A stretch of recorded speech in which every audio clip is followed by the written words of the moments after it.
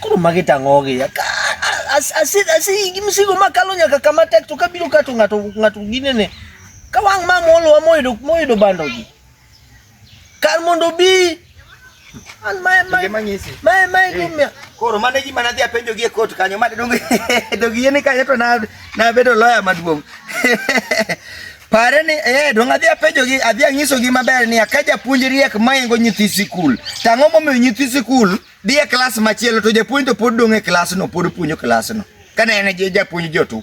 Tuna ema pod nitie nyaka next year. Kendo the same year kendo machielo ang'o momiyo dak gitiek sikul.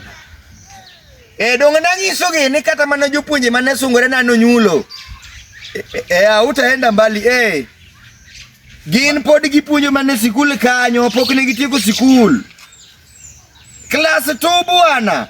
Bani keto time bwana. Ni kinga disimono wakungwa dhidi biashara maone. Donge mawinjo. Sawa, donga ngado simu yawa ni adong nyaka nado nyaka gima buogi na go simu males bwana. Nikechamba neno ki moods moro ni keto kanyo bwana. By the way, siri tande. Bana wacha paro ndogo bwana.